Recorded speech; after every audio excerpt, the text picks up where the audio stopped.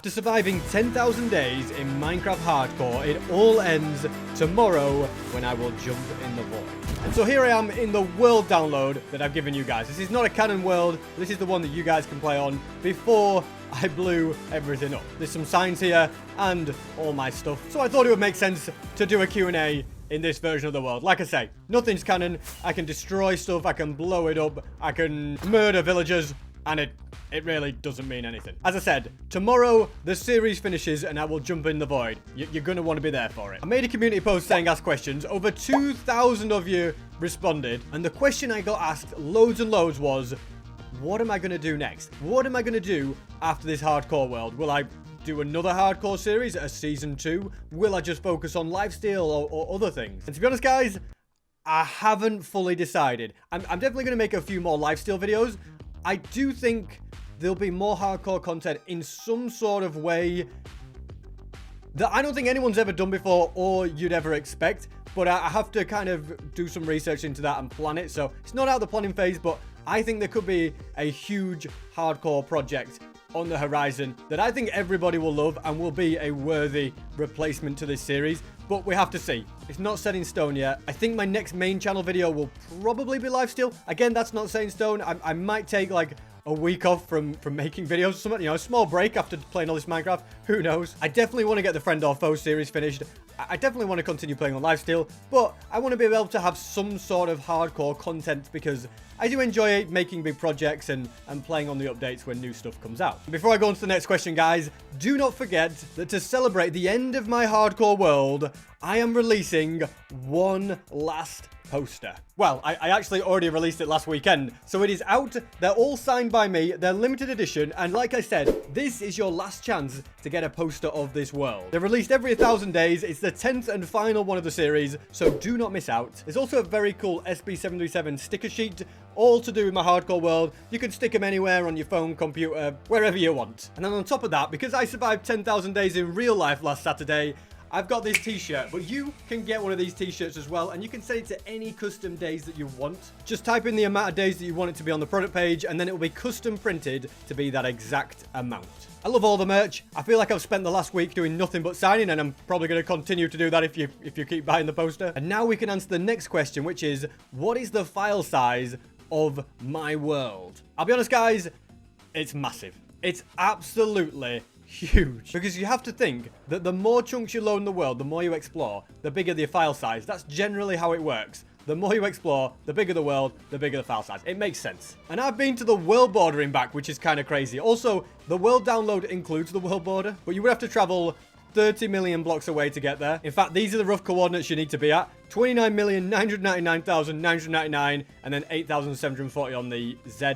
That's where the base is at the world border and all of that good stuff. But anyway, file size. The world download is only 10 gigabyte because I deleted loads and loads of chunks so you could actually download it reasonably. My entire hardcore world, including this random floating piece of snow, is 97.7 gigabytes. Yeah, it is huge. Took up a lot of space on my computer. Will you do more IRL content? To be honest, part of me would like to do that. I think IRL content is a lot of work.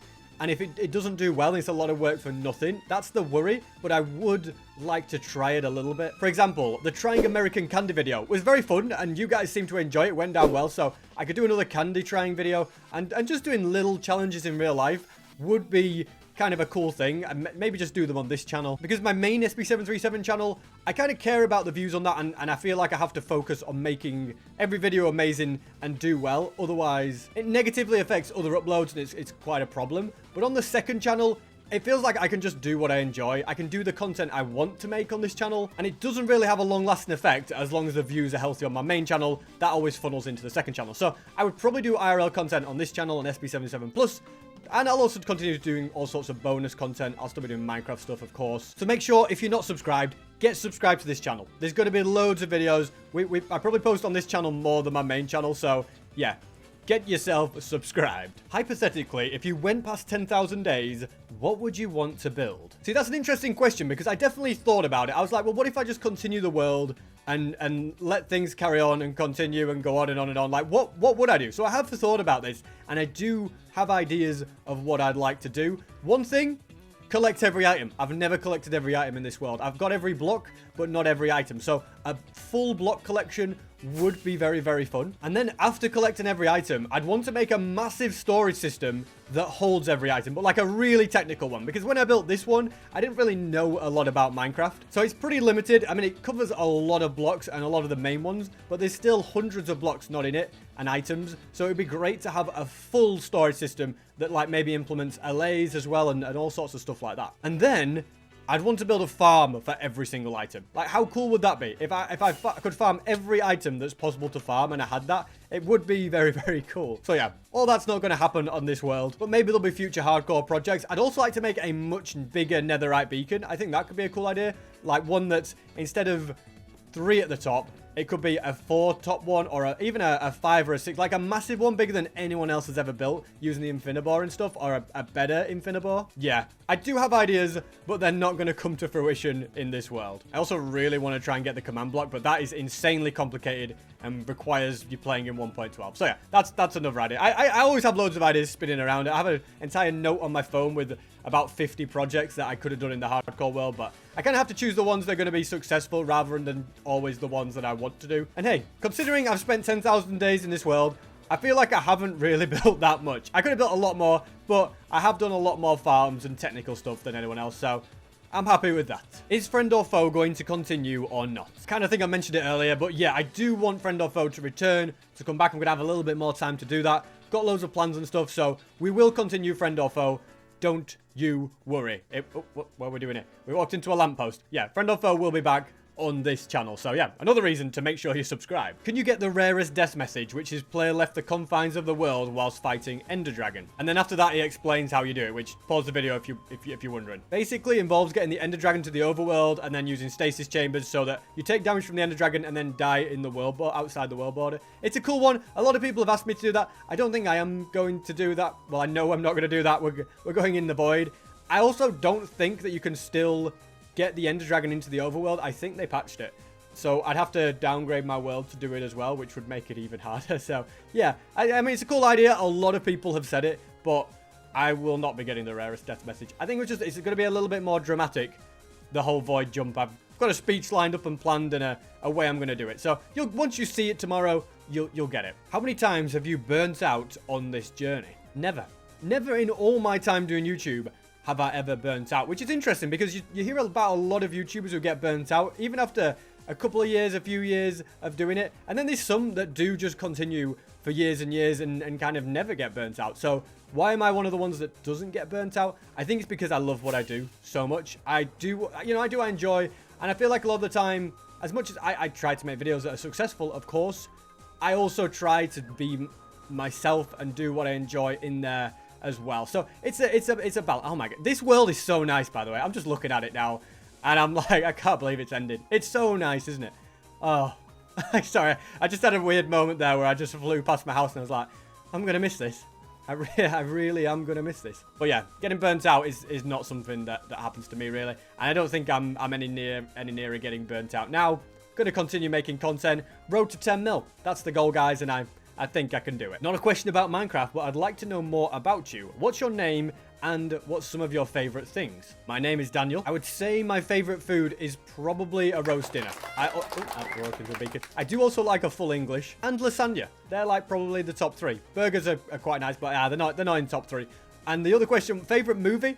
Probably Avengers Endgame. I really think that scene where well, actually, hold on a second. I feel like if you haven't watched Avengers Endgame, you should have watched it by now, but you'll know what I mean. Captain America hammer scene, awesome. Also, Infinity War, when Thor enters Wakanda. Also, maybe my favorite scene of all time, actually. But yeah, I think Endgame is probably my favorite film. Maybe it's joint with Infinity War. I don't know. Anyway, Avengers is nowhere near what it used to be, is it? The whole Marvel thing. What was your favorite build or project in this world? I'm going to say the Bedrock farm that I built. Now, this is a Bedrock factory, but that is not the Bedrock farm that I built. It's just an easier way for me to show you the Bedrock items that I got. Here they come. As you can see, I got loads and loads of Bedrock items for a farm that I built in 1.12. It was so complex. It took me weeks and weeks to learn, but I'm really proud of the whole project, the process that I had to learn, the explanation I did. I feel like not many people have done it. I just think it was a great video. and a great achievement to pull it off. 10,000 days on Bedrock, question mark. Yeah, I get asked this quite a lot, actually. Will I do 10,000 days on Bedrock now because I've started a Bedrock hardcore world? I don't think so. My plan with Bedrock is probably just to go to 1,000 days. I don't think I'll go past that. I don't know if I'll jump in the void after that, but yeah, I think once I get to 1,000 days on Bedrock, I think I'm probably going to be done with the version at that point. Like, I just wait to try Bedrock hardcore, but I don't think it's going to become the main focus of this channel or any channel anytime soon. It's just going to be like doing the exact same thing again. So yeah, I don't think I'll go much past 1,000 days on Bedrock hardcore, but I want to get that far, or as far as I can get without dying. Will your world be on Bedrock Marketplace? I don't play Bedrock, I'm just wondering. And do you use a mod for your posters inside your house? Okay, 2 questions. Let me start with the poster one. Yes, I do use a mod for the posters. It's not updated yet in 1.21.5, unfortunately. So at the moment, all the posters are just like these paintings. I don't know when it'll update. They usually take a few weeks after an update comes out, so yeah, I can't get the poster in my world. It's called the Custom Paintings mod. If you go into Modrinth, it's just called Custom Paintings. Very, very handy. There's not really any other way for me to get the paintings and the posters in my world. Like, I can use a texture pack and change the texture of some of the vanilla paintings, but there's just not enough paintings in the game. So yeah, that's the answer to that question. And will my world be on the Bedrock Marketplace? It will. It just unfortunately takes a bit of time to put a world on Bedrock Marketplace. You can't just create the world, download, send it to Microsoft, and then the next day they put it on the marketplace. It takes weeks and weeks for them to do it and to approve it, and you have to be a partner to do it, so I have to go through a company. So that's another reason I can't just make it for free, because the company that I go through has to get paid to do it and all sorts of stuff like that. So it does cost a little bit. I try and make it as cheap as I possibly can, but I also try and get a lot of features added so that it's worth the money that you guys have to pay. I mean, it's a few mine coins. I'm sorry that it's not completely free on Bedrock, but it's so much more complicated than making a Java one, which I can literally just do myself and upload and give you guys the link, which is in the description. So I'm sorry about that, but I wanted to include the Bedrock people, but Microsoft makes it way more complicated. Out of everything you have accomplished, what are you most proud of? Love the videos. Your editor's montages in your videos have inspired me, and I made my own. Hope what you have planned next is something totally amazing. I kind of mentioned the Bedrock farm being what I'm most proud of. I'll tell you what I'm the second most proud of thing is. And regarding the editor montages, they're very, very cool, aren't they? Desro always makes them, and he does an awesome job. It's like he could almost be his own YouTuber with the quality of montages he makes. They're really, really good. But yeah, back to the project that I'm most proud of. And unfortunately, this project doesn't work in the world anymore. Minecraft updated the game. We want to go through this portal. Yeah, Minecraft updated the game, so they patched it. But this was another project. I did it at 3,000 days, and it took me months and... Well, not months, but it took me a lot of work. It took me like a good few weeks to learn how to do light suppression and update suppression, which after that became my bread and butter. But before that, I had no idea how to do it. This was a ridiculous farm. It spawned so many mobs. You would get so many drops from it.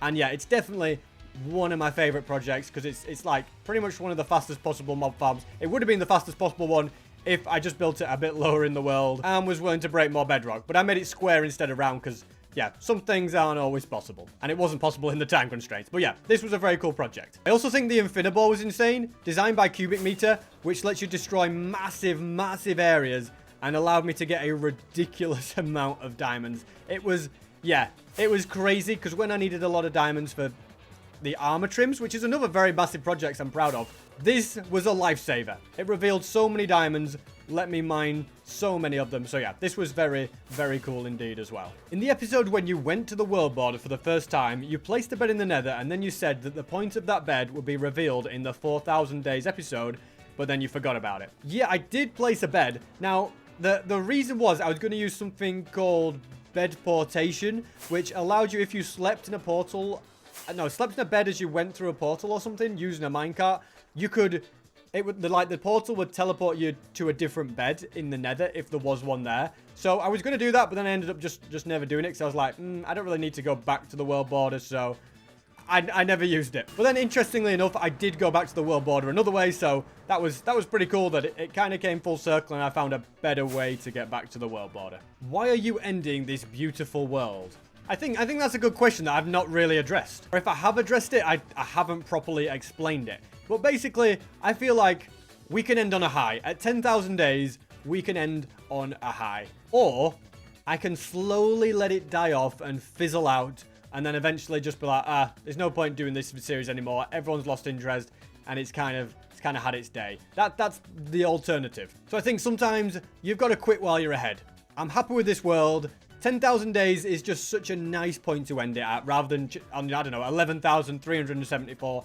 It just feels right. I know some of you want it to continue, but it just feels right. Hey SB, who designed all of your poster art such as for every 1,000 days? They look great. I will explain this a bit more in depth in the video tomorrow where I jump in the void on my main channel, but just to mention it, Bethoodle did all the posters from day 1,000 to day 9,000, and she also did the Netherite Beacon poster. Then Magenta did the Armor Trims poster, and the 10,000 days one was done by Peanut. Out of all your videos on the Hardcore series, which one did you enjoy making the most? I think that's a good question, and I have enjoyed making quite a few of them, as I've already, mentioned some of the ones that I thought were really cool projects that I was proud of. But as far as enjoying making, I really enjoyed the first 100 days.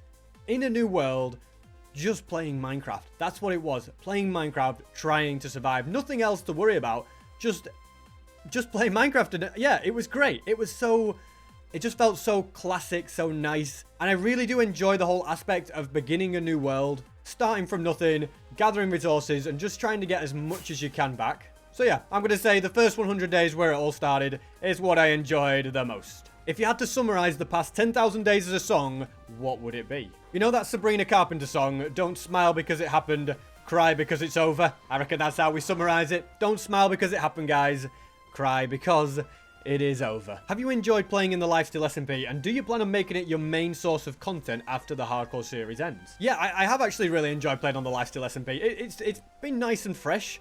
And it allows me to do things that I wouldn't normally do, be a little bit more PvP oriented, and do things involving other players. So I've definitely enjoyed that aspect. The biggest thing as to whether it'll take a more main seat on the main channel or not really just depends on whether or not it's successful. If it continues to get views and people enjoy it and keep clicking on the videos, then there's not really any reason for me to not focus on it. But I would like to still start another series that loads of people enjoy as well, that maybe focuses a little bit more on the people that likes the hardcore world. That's probably going to be the balance. So I'm not entirely sure. We'll just have to see how that goes, really. Maybe a cool idea is to switch your hardcore series to just survival. If you've got a cool project idea, you can still continue, but you don't have to worry about dying. I get that, but the whole thing about ending it properly on 10,000 days, it's just a big finale, isn't it? If we just switch to survival and continue, it's like, it's not really the end. It's not the same, like, you know what? That was a great series. We enjoy it for what it was.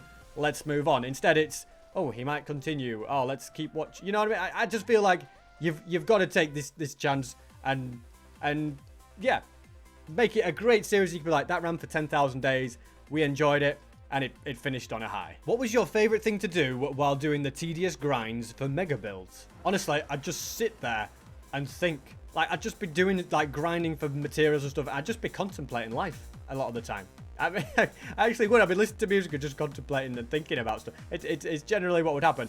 Or sometimes I'd have YouTube on another screen on the monitor and I'd watch videos. I watched a lot of CoffeeZilla. Yeah, I'm now an expert in crypto scams. Or I'd watch films, something like that on the other monitor. So yeah, a bit of a mixture of things. Or I'd watch football, some sports, or soccer as you Americans call it. So yeah, sometimes I'd watch things on other monitors. Sometimes I'd just have music and get lost in my thoughts as I vibed and did the grinding for materials, or destroyed entire terrains to terraform it, all like that over there. Will you make a hardcore world with other content creators? It's a good question.